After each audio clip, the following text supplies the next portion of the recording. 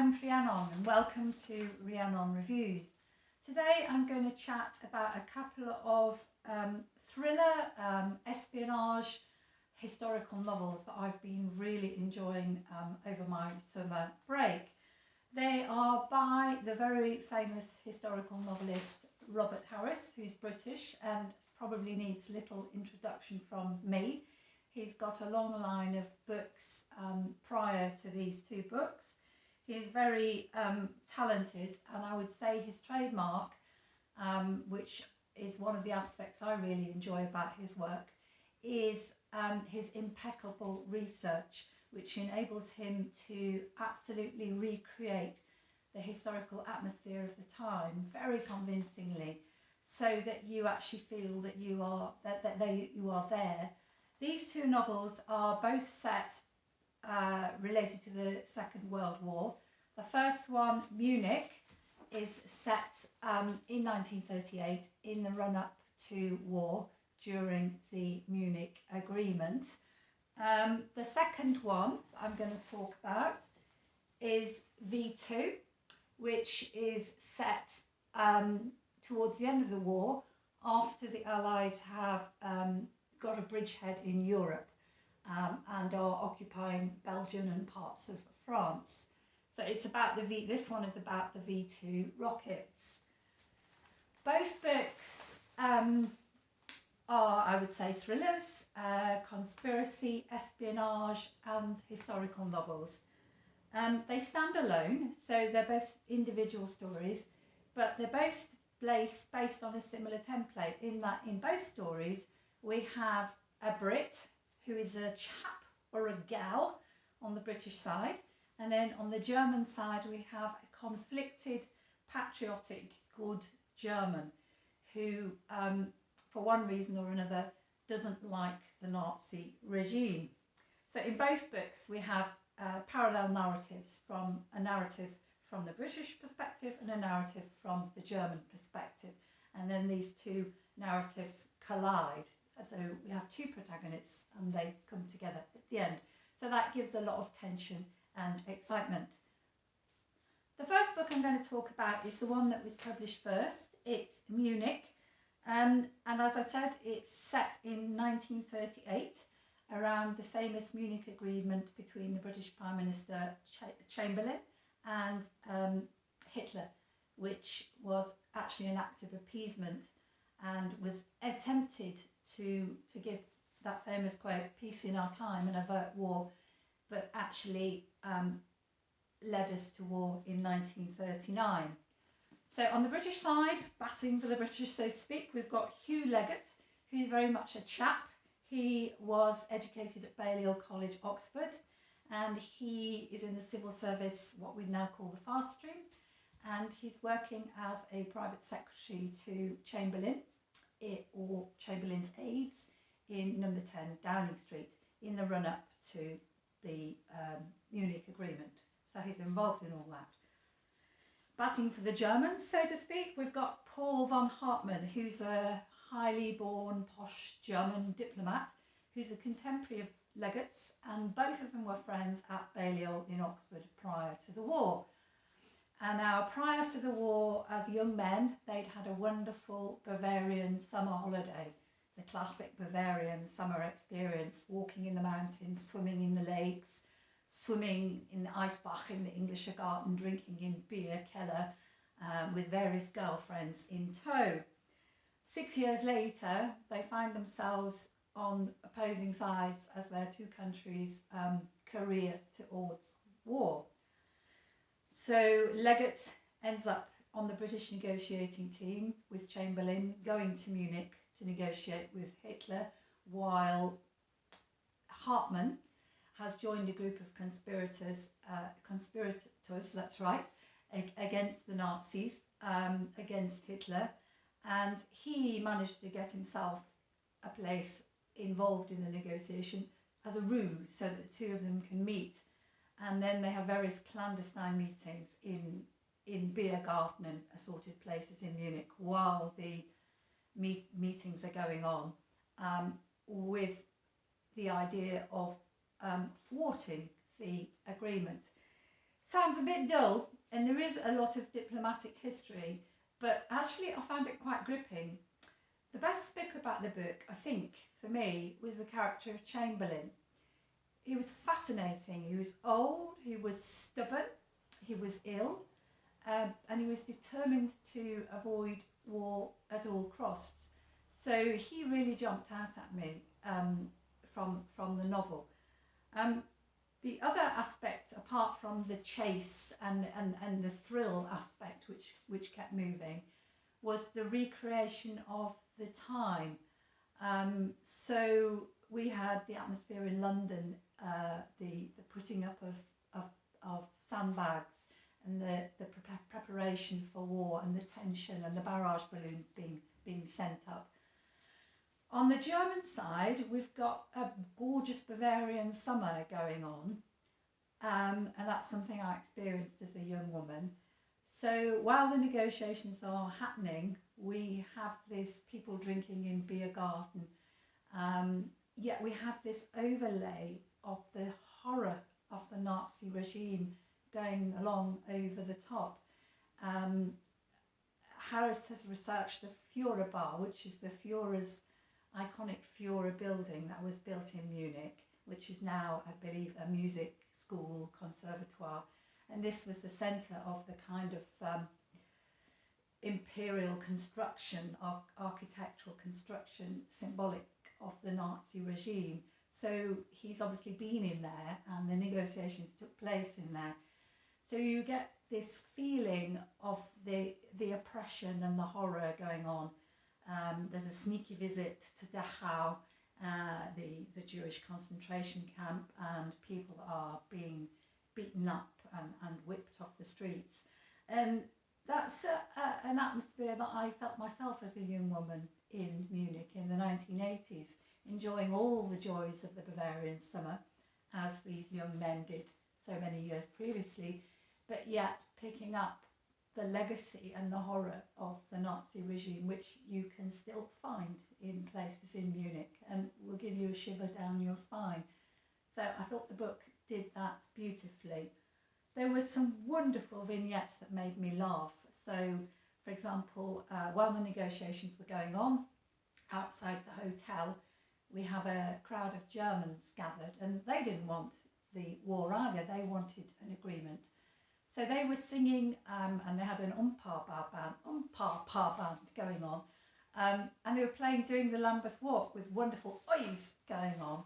And Chamberlain, who's rather stuffed up, kind of stuffy old chap, is saying to his aides, "Oh, what on earth's going on out there?" And they say, "Oh, well, they're doing the Lambeth Walk, sir." So the book has lots of things like this. One that made me laugh was they fly off, the British delegation flies off to Munich in this rattly plane, and they take a hamper from Fortnum's because they don't want to eat anything that the Germans supply in case it's poisoned. It was a super read, very, very exciting, very compelling. Made me think about how much the world has changed, particularly in the lack of diversity in these senior positions. They're all white chaps or Nazis, and there are no women and no people of colour, obviously. So it made me think about how much the world has changed. The end of the novel is somewhat disappointing because, of course, Hartman and Leggett don't succeed. There is an appeasement and there is an agreement signed. So you're left with this kind of sinking, oh my goodness, and then we lurch to war and all that implied. So you're left with a kind of sinking what if feeling. The second of Robert Harris's books that I'm going to talk about is V2. Here it is with the V2 rocket, the infamous V2 rocket being shot up to the sky. As I said, it's a similar template to Munich, though it's a complete standalone story. You don't need to read one in order to read the other. This one takes place towards the end of the war, and it's about the chase to shoot down V2 rockets. Towards the end of the war, V2 rockets were hitting London and killing civilians, Churchill wanted to do something about it. So he asked the RAF to think about how they could stop it. And they came up, well, the idea is they came up with this idea of the parabolic curve, in that they had radar, and if they could see it once a rocket came up by radar and have the speed and height, they could then calculate mathematically the parabolic curve, the trajectory of the rocket, which I'm reliably informed is still basically the way rockets are shot down. So that's the premise of the story. The hunt of the story is the British side trying to shoot down the rockets, and the German side, who are based in Holland, trying to fire them and hit London. So, batting for the Brits, we've got a gal this time, and she is very much a gal, unfortunately. She's called Kay Caton Walsh, and she is a graduate of Newnham College, Cambridge, I think, possibly Girton, but one of the former female colleges. She works for the RAF. She's a woman, an officer in the Women's Royal Auxiliary Air Force, and she's an intelligence officer. And she gets transferred to the team that is going to be calculating the parabolic curve. So she's with a group of gals who get sent off to Belgium, occupied Belgium, where the radar car is, radar van, where they can track the rockets being shot up from nearby Holland. So off she goes with her slide rules and trigonometry tables, and they're in a little house, these gals in a team on shifts, and they have 6 minutes from the moment they get the data. I can't remember whether it's 6 or 8 minutes from the moment they get the data of the rocket to do the maths, and then ring the RAF in UK, and the Spitfires are waiting on the runways, and scramble the Spitfires to shoot down the rocket before it gets to London. So that's the kind of baseline of the story.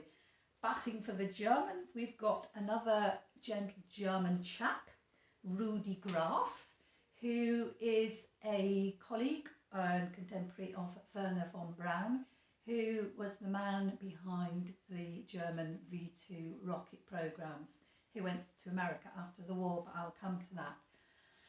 So Rudy Graf and Verna Von Braun had been students together and had been involved with this Moon Society before the war.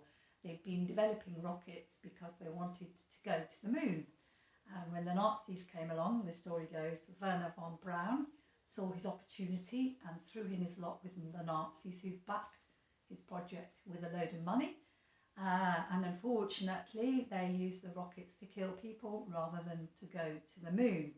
So by the time of our story, Rudy Graf is based at the rocket sites in Holland, and we've got the gal, Kay Caton Walsh, on the other side of the border in Belgium. He's firing them up. He's feeling very disillusioned and thinking about sabotage, and she's trying to shoot them down. Sounds a bit funny, but actually it was really, really compelling. I was totally drawn in by the hunt and the chase. Again, Harris's trademark is the historical detail.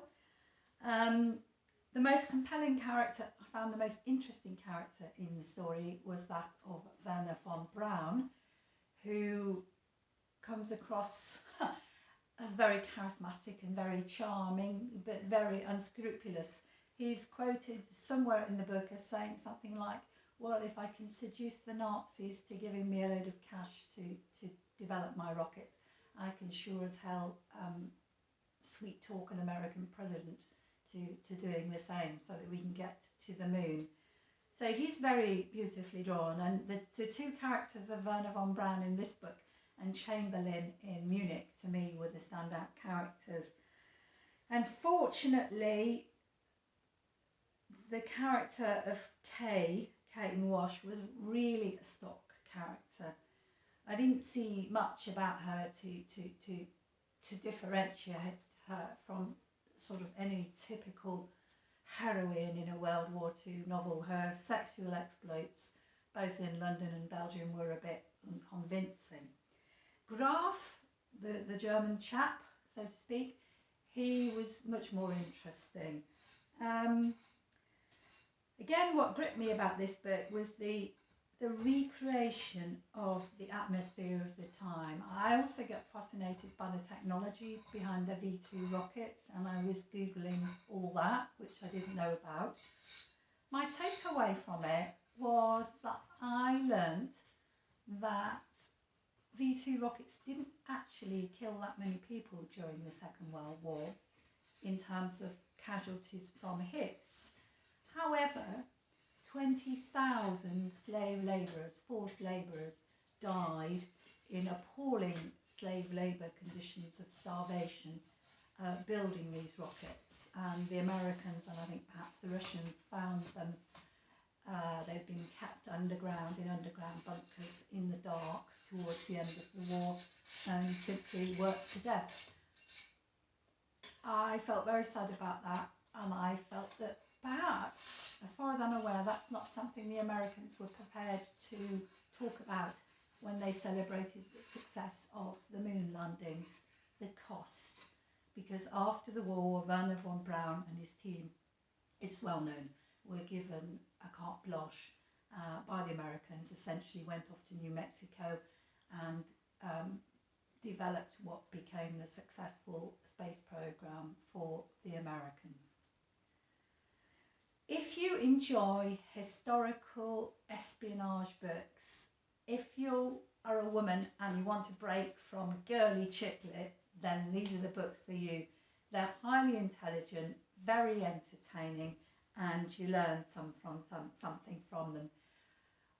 There are weaknesses in them, I don't deny it. I think Harris's research is so good, and he's so fixed on recreating the historical detail and on the historical story that his characters, although the plot is quick, is compelling and vicious, the characters are a bit weak.